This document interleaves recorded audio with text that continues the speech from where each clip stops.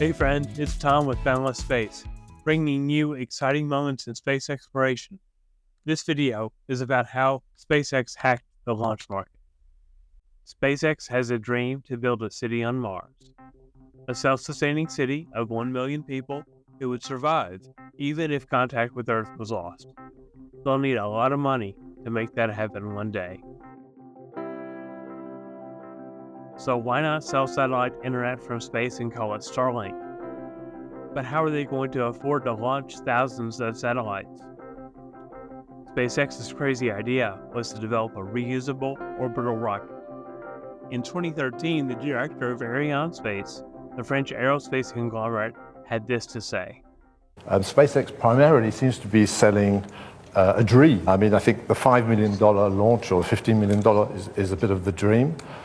Personally, I think reusability is a dream. How am I going to respond to a dream? My answer to respond to a dream is, first of all, you don't wake people up. And then once the market has woken up to the dream and the reality, then we'll compete with that. But the opinions of stuffy space executives are not the laws of physics. If it doesn't break those laws, it can be done with ingenuity and perseverance. So how would you land a rocket from space? I don't have the first clue, but the first thing that came to my mind was SpaceX's first idea, a real Wile E. Coyote concept. They installed parachutes from the Falcon 9, but the booster burned up before the chutes could have deployed. Back to the drawing board. The next wacky idea was to use the booster engines to slow down. Problem is, firing a rocket engine, even in calm conditions, is not easy. Firing the engines while entering the atmosphere at hypersonic speeds hadn't been done before, but it worked. Soon SpaceX was doing soft landings and attempting to land on drone ships.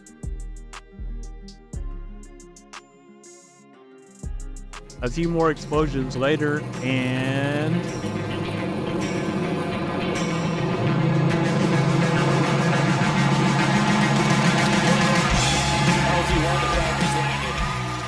once the Falcon landed, it kept on doing it at a much higher success rate than anyone expected. SpaceX normalized the impossible, absurd, incredible feat to the point that today, landing a Falcon 9 is more reliable than launching some other rockets.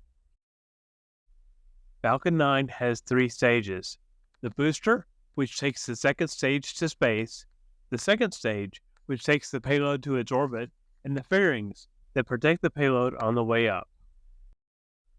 The full Falcon 9 costs $30 million to build. While the second stage is expended, SpaceX recovers the booster and fairings for reuse. Now this is speculative. Booster and fairing recovery could be around $300,000 for labor and equipment costs per launch. Add in the new second stage, and a reused Falcon 9 costs only $6.3 million. Based on some Googling and rough guesswork, each reuse of the Falcon 9 saves SpaceX almost $24 million. Over 20 launches, reuse saves about $450 million. This means the Falcon 9 is perfectly engineered to maximize reuse and reliability. It works as well on its 21st launch as it ever did. In Starlink's first 5 years, SpaceX has flown 168 Starlink missions, putting 6,500 Starlink satellites into space, with 3 million customers providing billions in revenue.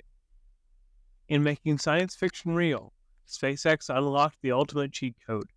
They launch more often, more reliably, and more cheaply than any of their competitors. Because SpaceX attempted the impossible and didn't let a few explosions during testing new things get in their way, they were able to take a huge step toward their dream of a city on Mars. SpaceX is just getting started. Starship, their next rocket in development, is the largest and most powerful rocket ever built. Planned to be fully and rapidly reusable. It is designed to launch more frequently and more cheaply than the Falcon 9. Anyone want to bet against them this time? Excitement is guaranteed.